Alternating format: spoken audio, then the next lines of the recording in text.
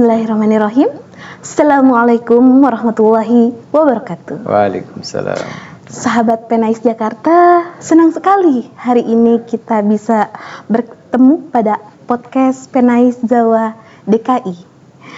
Alhamdulillah pada hari ini kami bisa bertemu dengan ahli dalam agama, khususnya kita hari ini akan membahas mengenai zakat, infak, dan sodaqoh. Mengapa zakat, infak, dan sodaqoh ini penting untuk dibahas? Karena banyak di masyarakat kita tertukar apa itu zakat, infak, dan sodaqoh. Oleh karena itu hari ini kita kedatangan tamu yang spesial khusus untuk sahabat Penais Jakarta, yaitu Bapak Haji Edi Muktoni, MSI. Assalamualaikum Kiai. Waalaikumsalam warahmatullahi wabarakatuh. Masya Allah, gimana kabarnya Kiai hari ini? Alhamdulillah sehat, Masya baik. Allah, Gimana Ustazah Nur Hasanah? Masya Allah, Alhamdulillah hari ini sehat Kiai. Kiai, terima kasih banyak ini sudah bisa hadir di podcast Penais Jawa DKI. Hari ini sahabat Penais, kita mau membahas mengenai zakat, infak, dan sodaqoh. Iya. Bolehkah dijelaskan apa itu sebenarnya sih zakat, infak, dan sodaqoh, Kiai? Iya. Jadi Bismillahirrahmanirrahim, sahabat Penais yang berbahagia dimanapun Anda berada. Tentang zakat ini adalah satu hal yang sangat penting sekali untuk kita ketahui bersama, karena zakat ini adalah rukun Islam yang ketiga. Dan mengapa Allah Subhanahu wa Ta'ala menempatkan zakat ini pada rukun Islam yang ketiga? Ini pasti ada sesuatu yang luar biasa di baliknya. Zakat sebagaimana kita ketahui, sahabat Penais, bahwa berarti suci. Nah, zakat berarti suci itu apa yang disucikan? Yang disucikan adalah jiwa dan harta. Sebagaimana kita ketahui bahwa zakat berarti mensucikan jiwa, sebagaimana kita sering tunaikan zakat fitrah setiap Ramadan kita tunaikan dengan baik. Namun selain zakat fitrah itu juga ada zakat mal. Nah, zakat mal ini yang kadang-kadang luput dari perhatian masyarakat, karena memang literasi zakat mal di tengah-tengah masyarakat ini belum begitu maksimal dapat difahami dengan baik. Nah, maka apa kaitannya dengan maksud dan tujuan Allah Subhanahu wa Ta'ala menempatkan zakat ini sebagai rukun Islam yang ketiga? Di balik itu adalah bahwa sebenarnya zakat sebagai syariat Islam, sebagai rukun Islam yang ketiga ini memiliki hikmah yang luar biasa. Karena apabila syariat zakat ini tegak di Republik Indonesia, insya Allah permasalahan-permasalahan umat akan selesai. Oh, Masya Allah, ternyata segitu pengaruhnya ya Kiai. Betul. Mengapa demikian, Ustazah? Karena potensi zakat di Indonesia ini lebih dari 300 triliun per tahun. Per tahunnya. Nah, 300 triliun itu bisa kita gunakan untuk membantu banyak hal. 3 permasalahan utama kita di Indonesia ini. Yang pertama adalah permasalahan pendidikan. Yang kedua permasalahan kesehatan. Dan yang ketiga adalah permasalahan ekonomi. Insya Allah dengan zakat yang apabila di potensinya maksimal, maka 3 permasalahan itu akan bisa terselesaikan. Nah, itu hikmah yang luar biasa sebenarnya. Masya Allah, luar biasa, ternyata begitu besar pengaruhnya zakat ya Kiai. Masya Allah. Baik sahabat Penais Jakarta, kita tadi sudah mengetahui nih makna dari zakat tersebut ya, ternyata Masya Allah luar biasa pengaruhnya bagi kita, ternyata bukan hanya ke diri sendiri, ternyata berpengaruh juga pada bangsa kita ya tentunya. Baik Kiai, sebenarnya tadi kan sudah dijelaskan oleh Kiai ini macam-macam zakat ya. Ada zakat fitrah, ada zakat mal. Betul. Kemudian sebenarnya siapa saja sih Kiai yang harus membayar zakat tersebut gitu, dan siapa saja yang berhak untuk menerimanya nih Kiai? Oh iya, baik. Zakat itu diwajibkan kepada kaum muslimin, sebagaimana bahwa umat Islam harus membayar zakat itu karena zakat adalah bagian dari rukun yang harus ditegakkan oleh kaum muslimin. Nah, betapa pentingnya zakat tadi untuk kemaslahatan umat, maka zakat memiliki 8 asnaf atau siapa saja yang berhak menerima zakat. Di antaranya adalah yang pertama adalah fakir, kemudian yang kedua adalah miskin, kemudian amil, kemudian gharim, kemudian fi sabilillah, kemudian ibnu sabil, dan juga diantaranya adalah mu'allaf, dan juga untuk memerdekakan budak. Nah, dari 8 asnaf tadi, apabila kita dapat memanfaatkan dengan maksimal potensi zakat di Indonesia ini, tentunya permasalahan-permasalahan yang dialami tadi akan dapat terselesaikan dengan baik. Nah, makanya PR kita sekarang adalah bagaimana agar literasi zakat atau pengetahuan tentang zakat mal ini seluas-luasnya diketahui oleh umat ini, agar umat menunaikan zakat bagi yang sudah mampu, tentunya apabila hartanya sudah mencapai nisab dan haul. Begitu kira-kira. Oh baik, Masya Allah. Ternyata banyak juga ya Kiai, ada 8 tadi ya. Jadi kalau kita ingin mengeluarkan zakat, bagaimana tuh Kiai cara kita menghitungnya Kiai? Karena kan masing-masing kita tentunya berbeda ya sahabat Penais ya. Mungkin di sini Kiai bisa menjelaskan bagaimana cara menghitung zakat tersebut. Baik. Ini juga yang jarang diketahui oleh masyarakat secara umum. Selain ada zakat fitrah, juga ada zakat mal. Bagaimana kita menghitung zakat mal? Maka ada 2 yang harus kita ketahui sebelum kita menghitung zakatnya.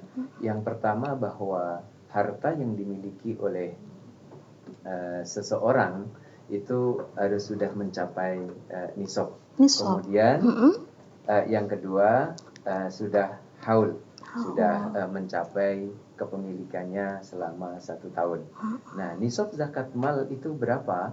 Nisabnya adalah sesuai dengan 85 gram emas. Oh emas, iya 85 gram emas. Emas perhiasankah atau emas berbentuk? Emas batangan. Emas batangan, baik. Bukan emas Jawa ya. Emas Jawa itu lebih berat lagi. Nah, kita secara umum dapat menghitungnya secara simple, bahwa karena memang bentuk atau jenis zakat itu banyak. Ada zakat mal. Di dalam mal itu kan banyak itu. Ada zakat emas itu sendiri. Kemudian yang berkembang saat ini adalah zakat profesi. Profesi, penghasilan. Berprofesi sebagai apapun kita, apabila sudah penghasilan kita sudah mencapai 85 gram emas selama 1 tahun, maka kita sudah berkewajiban untuk menunaikan zakat. Bagaimana cara menghitungnya? Maka simpel saja, dan karena kita di perkotaan ya, kita tidak menutup kemungkinan nanti ketika sahabat Penais Zawa hidup di jauh dari perkotaan, maka di sana juga ada zakat perdagangan, ada zakat apa lagi?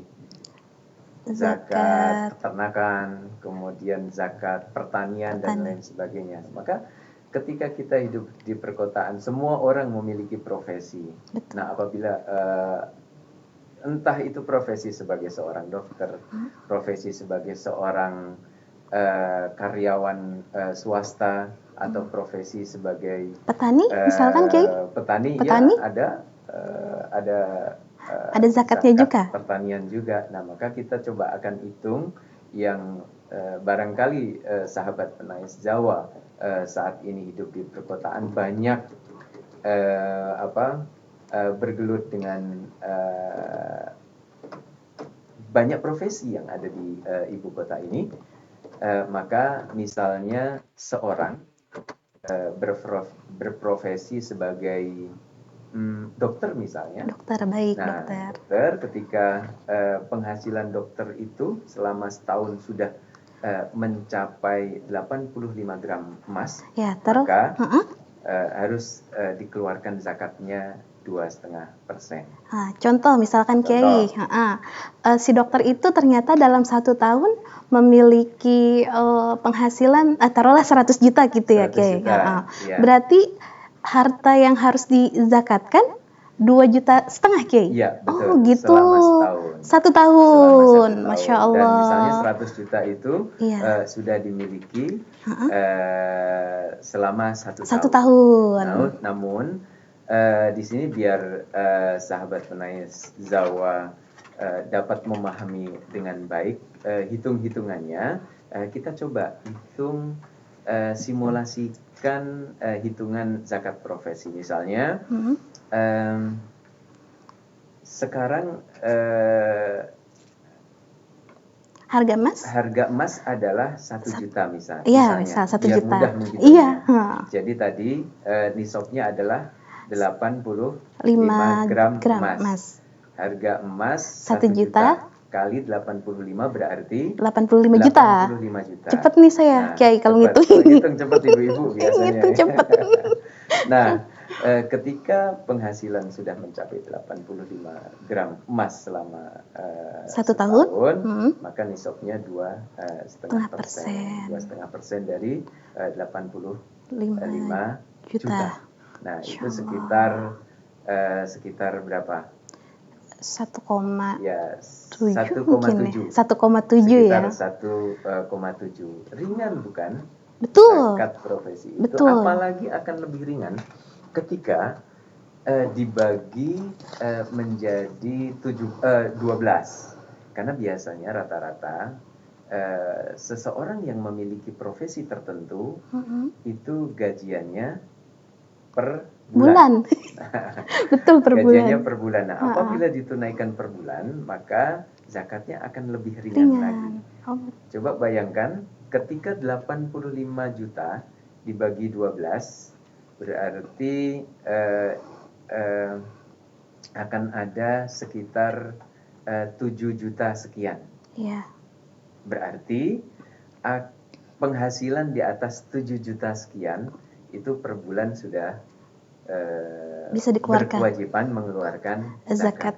Itu kira-kira ya. Ini patokan harga emas 1 juta. 1 juta. Semakin harga emas naik, maka semakin naik juga patokan gaji yang harus dikeluarkan zakatnya setiap bulan. Oh gitu.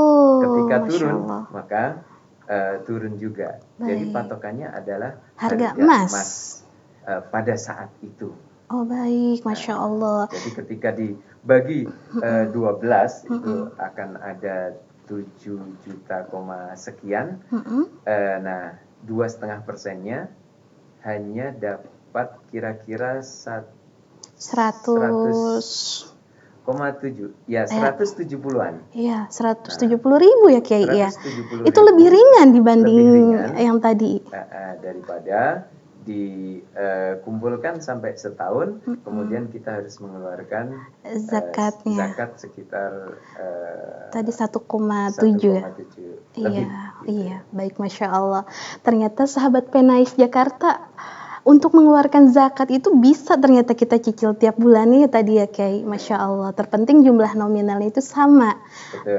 Sejumlah harga emas saat ini. Saat ini atau saat seseorang akan mengeluarkan zakatnya. Baik, Masya Allah Kiai. Masih ada satu lagi yang penting sebenarnya. Masyarakat yang belum mengetahui tentang manfaat zakat selama ini untuk apa aja sih? Iya. Itu yang belum banyak diketahui. Padahal manfaat zakat itu bisa untuk membantu mengentaskan kemiskinan misalnya. Tapi kok belum kelihatan sih?